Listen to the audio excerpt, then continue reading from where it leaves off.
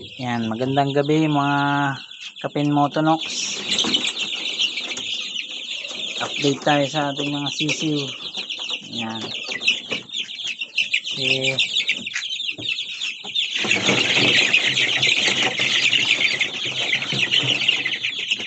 Dilikat sila yung mga Kapin Motonox. Yan. Ganda ng ating mga sisiw.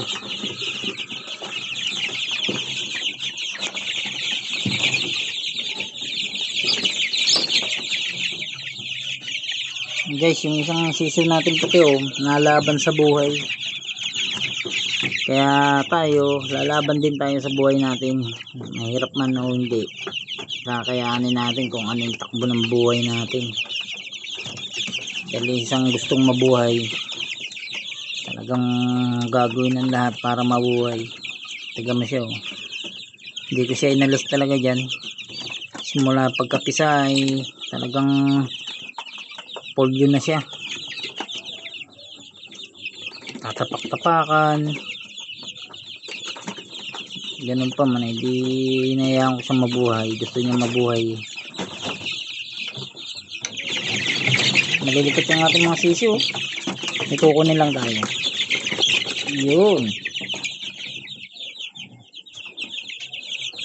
Tapos na yung kanilang patuka. Yan. Kaninang maga kumuha ako ng kulungan ng ating Rhode Island. Hindi ko pa nagawa yung kanilang paglilipatan. Kaya siguro next week, ngayong linggong darating na ito, matatapos ko na yun. Malapit ko na rin matapos yun yung lilipatan ng dalawang to. Yan. Kasi ito hindi nila kasabay, hindi ko pwedeng isama. Baka mabuli lang sila ng malalaki. Dahil ang gap nila ay 2 linggo. Kaya mahirap silang isabay dito sa malalaking ito. Kunti man yung pagitan ng araw, pero kawawa itong mga to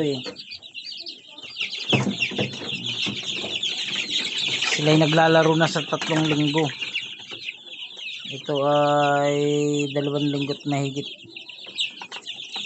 Dahil may pagitan silang 2 araw 18 days na siguro to. Ito 21 days.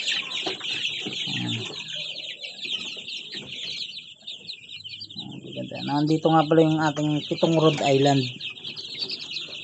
Kasama dyan Pagka ihiwalay na natin sila,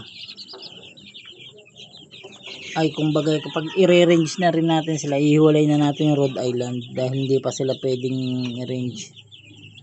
Ay ikukulong muna natin sila ng 2 buwan.